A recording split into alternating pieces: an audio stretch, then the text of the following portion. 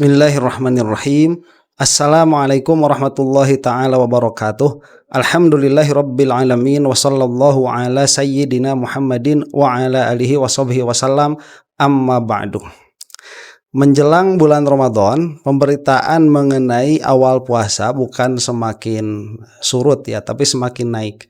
Di antaranya ada Qadiriyah Naksabandiyah yang sudah melaksanakan puasa hari ini ya. Hari apa berarti ini?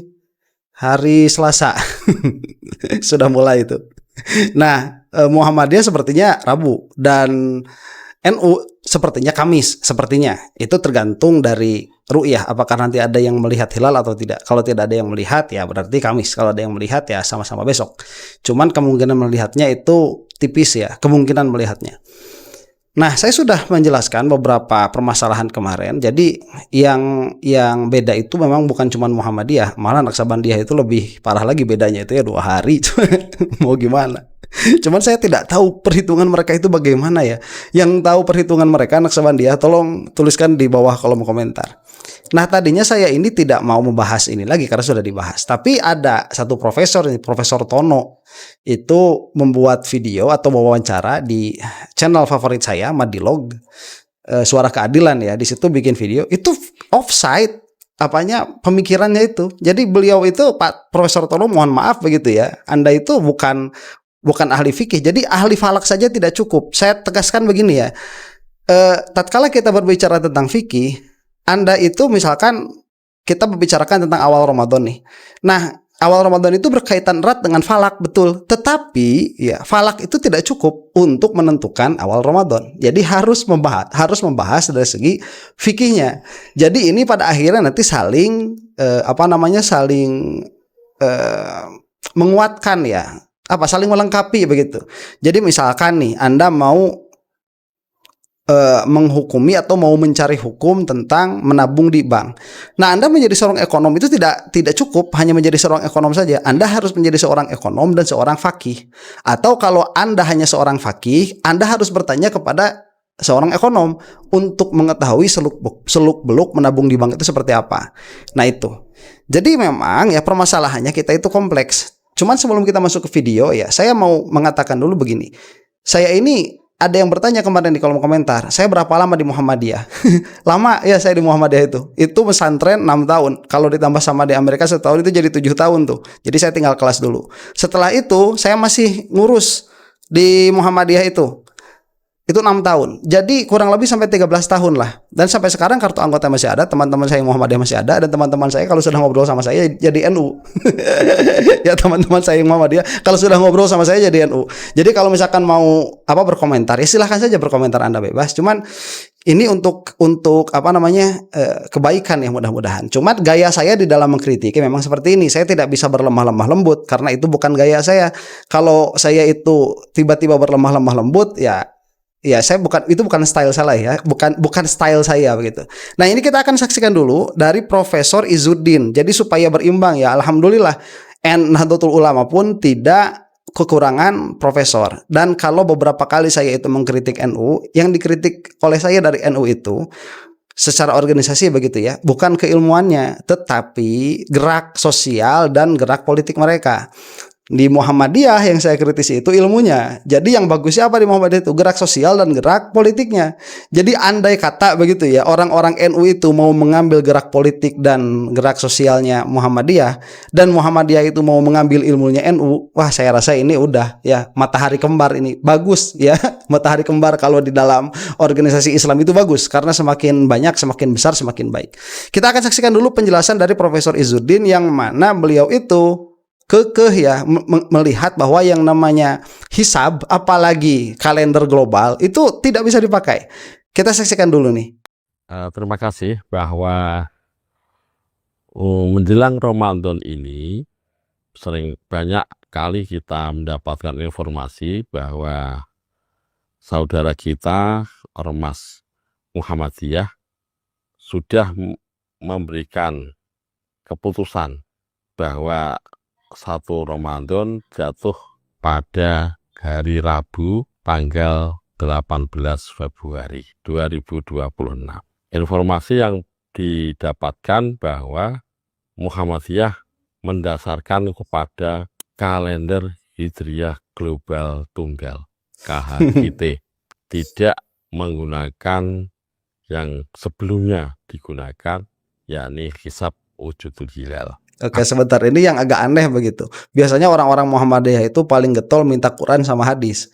Cuman dalam permasalahan ini itu nggak ada Quran, nggak ada hadisnya. Ini murni pemahaman serampangan atas hadis. Itu murni, nanti akan kita buktikan ya pada komentarnya Pak Profesor Tono kalau cukup waktunya. Ada sebuah hal yang perlu kita pertimbangkan di dalam KHGT ini, bahwa KHGT menggunakan kriteria yang merujuk kepada kriteria Imkanur Ru'yah Istanbul Turki tahun 2016, di mana secara global di mana ada data hilal pada ketinggian 5 derajat kemudian elongasi 8, maka dinyatakan sudah masuk tanggal.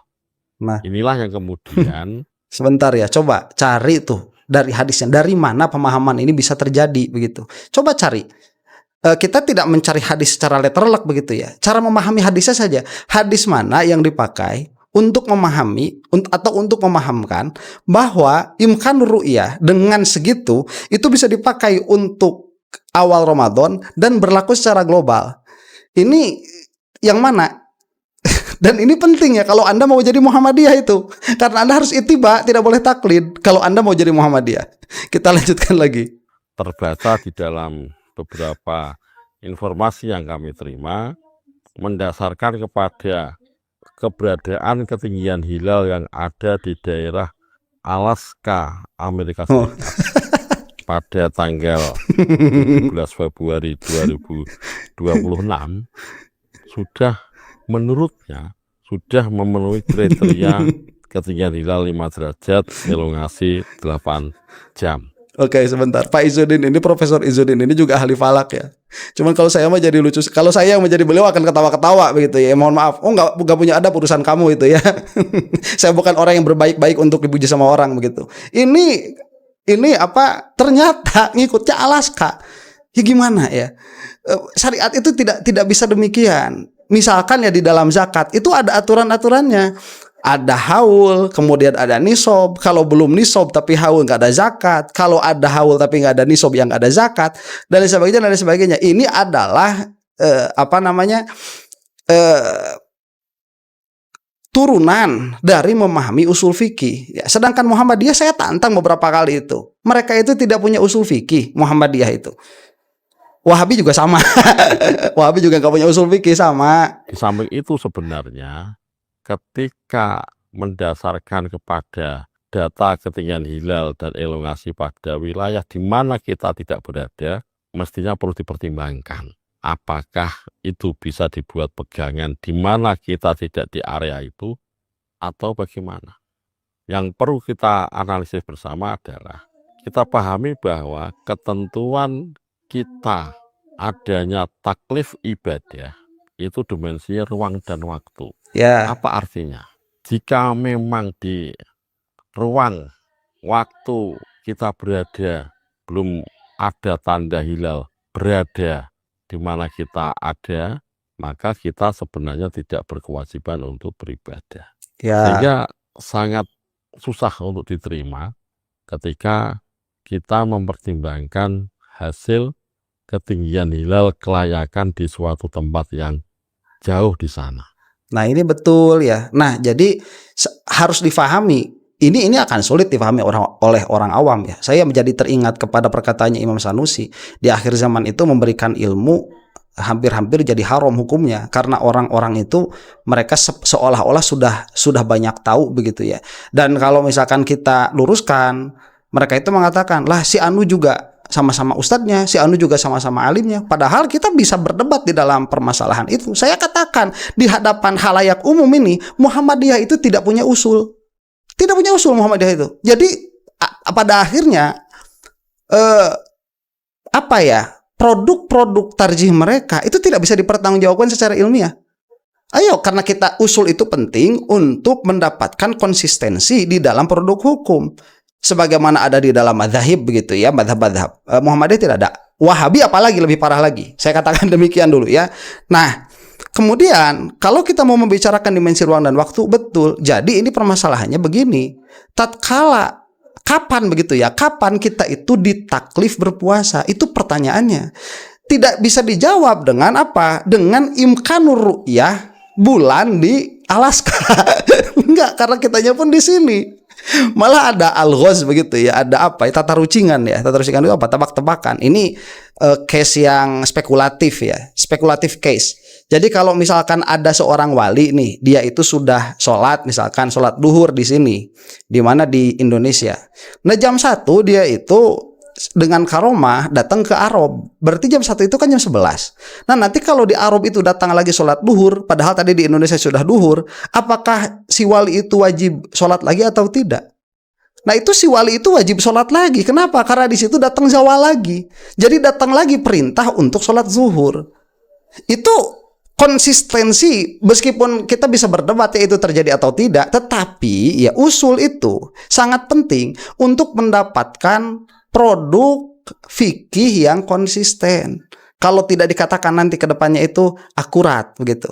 Jadi kalau saya lihat di KHGT itu mendasarkan kepada visibilitas hilal di wilayah seluruh global dunia ini, kemudian dibuat pijakan untuk penetapan tanggal 1 Hijriah di seluruh muka bumi Allah ini.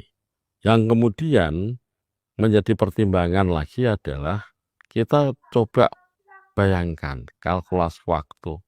Kalau seandainya Alaska sebagai pertimbangan, padahal kita tahu Indonesia itu waktunya lebih dulu dibanding dengan Amerika, di mana kalau kita merujuk waktu maghribnya Alaska pada pukul 19.12 menit di Alaska, pada dasarnya di Indonesia itu sudah di hari Rabu tanggal 18, yakni pukul 11.12 menit siang hari. Sehingga disinilah nampak secara sunatullah sebenarnya untuk memaksakan kita bersama pada tanggal memulai puasa Ramadan sangat tidak mungkin untuk bisa diterima. Baik, ya itu betul. Apalagi di Amerika itu ada yang namanya apa daylight saving ya itu. Apalagi di Alaska. Saya punya teman di Alaska, jam 12 malam buka, jam 12 siang ya buka jendela itu masih malam. Nah, dan waktunya itu berbeda kan, 12 jam lebih. Kalau di Alaska itu bisa sampai 13 jam memang bedanya. Kalau di Missouri itu di Middle East itu bukan di Middle East ya, di Midwest itu sekitar 12 jam bedanya. Jadi betul kalau misalkan di sana nanti nampaknya jam 19, berarti di sini ya minimal jam 9. Itu pun jam 9 apa jam 9 siang. Jadi sedari subuh itu puasa apa? Belum ada hilalnya. Nggak ada puasanya. Masa puasa dimulai jam 9? Nggak bisa begitu ya. Ini penting, dan maaf saya tertawa-tawa. Saya tidak bisa tidak bisa menahan begitu. Saya orangnya begini. Anda yang menonton video saya tahu bagaimana saya sikapnya begitu. Saya bukan orang yang terbiasa memoles diri untuk kelihatan baik di hadapan orang. Mohon maaf begitu ya. Kita lanjutkan dulu. Sehingga nggak mungkin tanggal 18 Februari pada pukul 11 kita nyatakan masuk tanggal, kemudian langsung memulai pada jam 11 itu, karena kita tahu kewajiban puasa adalah imsaknya, menahannya adalah mulai habis subuh, kemudian kita berbuka pada saat maghrib. Betul, itu Pak Izzuddin juga pengen ketawa, cuman beliau bukan orang seperti itu ya, beliau bagus akhlaknya, nggak kayak saya mah adabnya jelek. Pertama, yang kedua, nggak mungkin juga kalau bahasanya transfer ru'yah. Kalau transfer ru'yah bahasa yang diberikan oleh KHGT mengatakan sudah mengakomodir dua pola hisab dan ru'yah. Di Alaska belum tentu terlihat hilal, namun sudah dinyatakan masuk tanggal. Ini berarti menggunakan hisab imkanur ru'yah. Oleh karena itu, yang menjadi pertimbangan perlu kita analisis bersama atau kita waspadai bersama, bahwa kewajiban ibadah tidak dituntut harus satu waktu.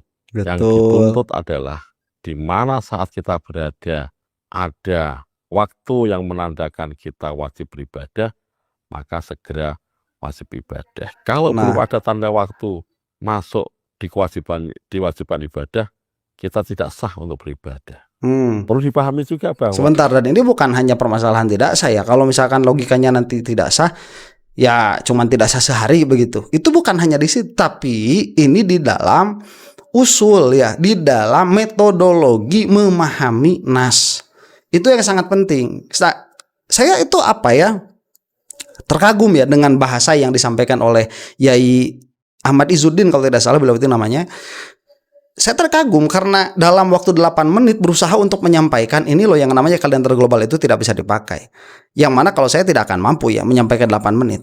Nah cuman penonton saya ini kan berbeda-beda begitu. Ada yang memang memiliki landasan pengetahuan, ada yang sama sekali tidak memiliki landasan pengetahuan. Nah untuk yang tidak memiliki landasan pengetahuan, kemudian untuk ingin betul-betul memahami kenapa Nahdlatul Ulama ini kekeh dalam metode ru'yah sebagaimana madzhab begitu, itu akan sangat susah, yang ada nanti membenci begitu. Padahal ya kita ini usaha supaya apa? Supaya Anda itu cerdas-cerdaslah di dalam memilih orang-orang untuk diikuti begitu. Cuman ya itu susah pada akhirnya. Ya gimana kalau misalkan Anda itu sudah menjadi Muhammadiyah selama sekian puluh tahun begitu ya, atau sudah menjadi Wahabi sekian puluh tahun, ya susah memang. Susah ini. Ini seperti pindah agama.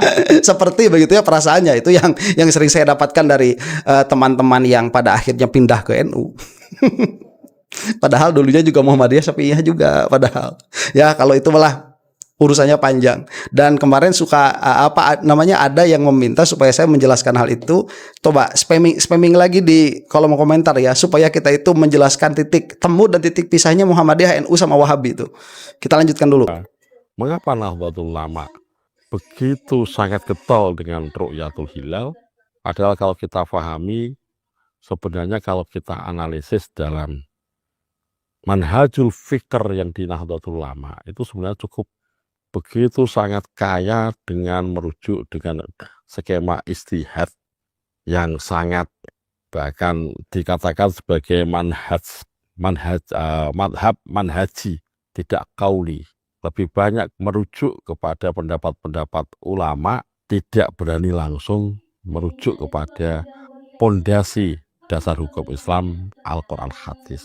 Dan ternyata cukup kaya beristihad, bahkan ada kesan upaya kontekstualisasi di dalam Nahdlatul Ulama cukup kuat. Namun mengapa dalam satu hal ini, dalam penetapan awal Ramadan, Syawal, dan Dzulhijjah terkesan kepada makna tekstual ru'yah, bukan kepada mana kontekstual ru'yah yang bisa dimaknai jauh dari ru'yah, bisa hanya teoretik ilmu. Nampak sekali bahwa Nahdlatul Ulama sangat hati-hati di dalam memberikan istihad pemaknaan ru'yah ini dengan harapan, dengan wanti-wanti ibadah puasa Ramadan harus dengan dasar yang sangat-sangat hati-hati untuk menerjemahkan, jangan sampai terlalu lepas, terlalu liberal, kemudian menjadikan substansi ibadah kita terganggu. Oke, nah itu betul ya. Jadi bagi pesantren-pesantren yang betul-betul salaf, sebetulnya NU itu sudah moderat. Moderasi yang dilakukan NU itu malah cenderung liberal begitu ya dalam beberapa permasalahan. Tetapi kok bagi Muhammadiyah ini masih kurang liberal, masih kurang bebas berpikir NU itu bagi orang-orang Muhammadiyah. Saya aneh. Padahal untuk orang-orang yang terbiasa dengan turos di pesantren, NU itu sudah kurang moderat apa? Bahkan ya tidak jarang begitu orang NU itu Jumatan itu misalkan dipandang tidak sah oleh orang-orang yang memang memegang kuat turos pesantren. Itu jangan salah. Jadi kalau misalkan kita memandang NU secara keilmuan gitu ya, mereka itu tidak jumud sebetulnya. Ya kalau mau dikatakan di tengah-tengah, kita bisa mengatakan demikian di tengah-tengah. Kalau kita mau mengatakan demikian, itu juga nanti perbincangannya panjang. Kita akan lanjutkan dulu nih. Nanti gak masuk ke Pak Prof Tononya. Karena itu seharusnya perbedaan manhaj, perbedaan kriteria, perbedaan penetapan awal Ramadan, Syawal, dan Dzulhijjah, kalender Syamsiyah, kalender Qamariyah, kalender Hijriyah tidak perlu diperdebatkan. Begitu sangat bisa menimbulkan ketidaknyamanan untuk kita berukhuwah Islamiyah. Dan tentunya semua adalah merupakan upaya kita beristihad terhadap teks-teks yang ada di dalam Al-Quran maupun hadis. Ya, betul. Namun lagi-lagi yang sebentar itu ya. Jadi nanti ini kan sudah selesai sebetulnya tahunan ya. Profesor Tono itu nanti kita lihat yang bersangkutan ini meminta supaya tim Ru'yah Hilal itu dihapuskan dengan mengatakan itu menghabiskan anggaran negara dan sebagainya. Jadi ini memang keributannya ada. Nah, tatkala keributan ada ya harus dijelaskan begitu. Apakah nanti pada akhirnya kita setuju atau tidak tim Ru'yat ini dia dihapuskan begitu. Itu persoalan lain begitu ya. Kita teruskan dulu nih. penting adalah kriteria itu memantapkan kita untuk beribadah, dan tentunya harapannya beribadah yang harapnya keabsahannya dapat diterima oleh Allah. Terima kasih. Amin. Terima kasih. Nah, kita langsung saja ke sini ya. Saya ini pertemuan yang kedua kalinya. Betul. Yang pertama kita dulu mempersoalkan sholat subuh. Waktu subuh ya. Iya, betul. Prof, kalau dalam Oke, sebentar. Dalam permasalahan waktu subuh, saya itu setuju dengan yang dikatakan oleh Prof. Tono, berlandaskan apa yang saya lihat. Jadi beberapa kali saya itu melakukan penglihatan begitu ya saat adzan subuh, itu fajar shodiq belum terbit memang. Belum muncul fajar shodiq itu 15 menit setelahnya. Atau kadang-kadang 10 menit, memang tidak tentu juga begitu. Makanya lihatlah sekali-kali supaya kita itu tahu bahwa yang namanya jadwal itu tidak seakurat yang diklaim jadwal itu. apa namanya definisi Profesor sendiri, sebetulnya apa sih definisi awal Ramadan itu? Apakah hilal yang sudah wujud, hilal yang mungkin terlihat, atau hilal yang memang sudah nyata terlihat? Ya seharusnya memang yang wujud itu. Jadi kalau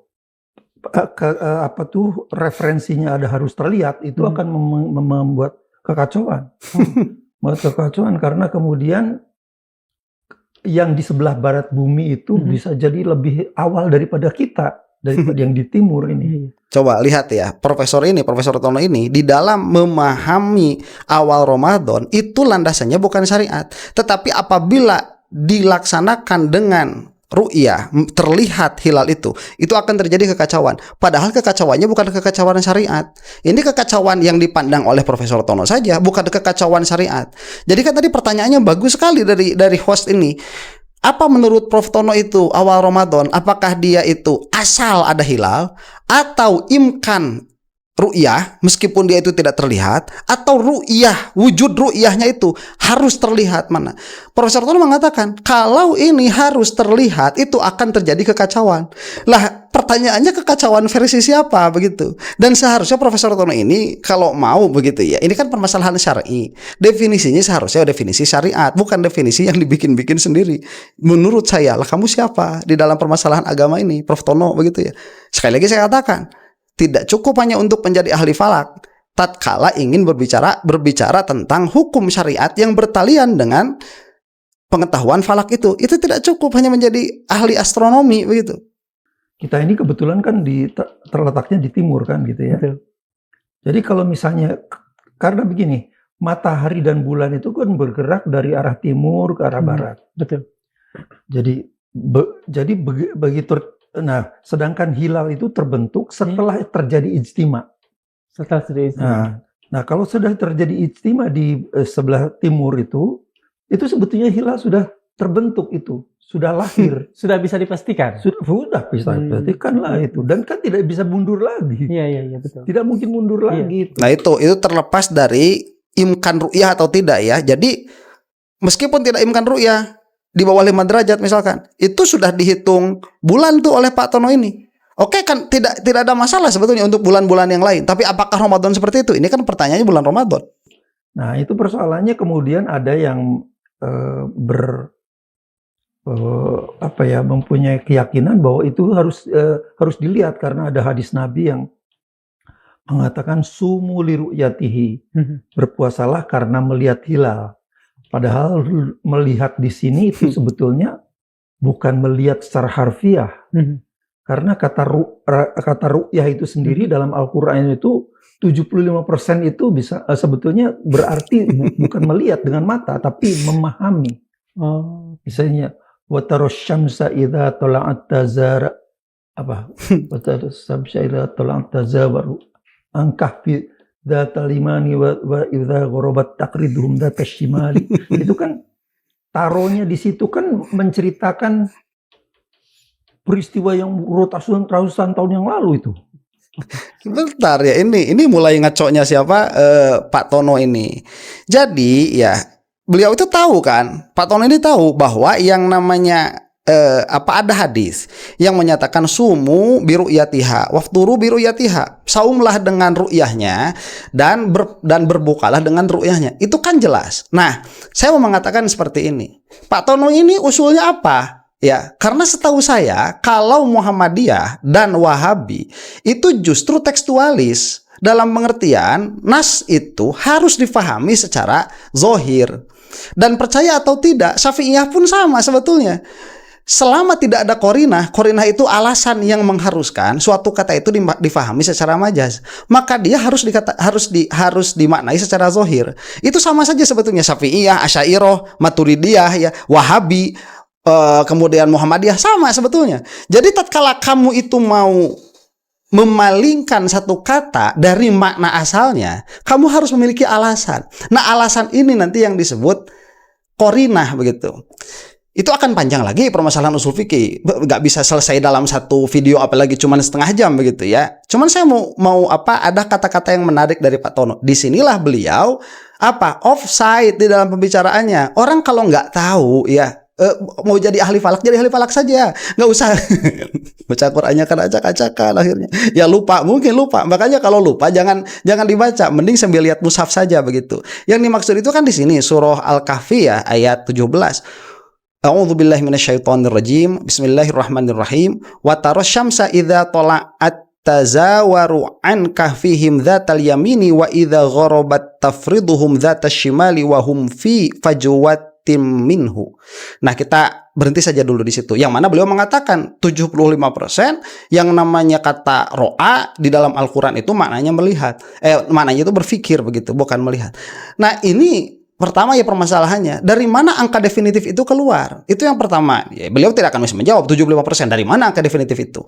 Kemudian kalaupun ini yang dijadikan alasan bahwa kata taruh di sini itu bukan melihat tapi berpikir, itu salah. Ini melihat, wa taro syamsa, dan engkau melihat dengan mata kamu. Di dalam tafsir mengatakan kalau kamu ada pada kalau kamu ada di kahfi saat itu, kamu akan melihat dengan mata kamu. Karena waktunya sedikit lagi, saya mau mengatakan seperti ini ya. Dalam bahasa Arab itu ada ru'yah, ada ro'yu. Nah, kalau ro'yu itu baru berpikir. Kalau ru'yah itu melihat. Dan subhanallah ya, Rasulullah SAW dalam hadis ini itu tidak mengatakan dengan fi'il amr langsung, tidak mengatakan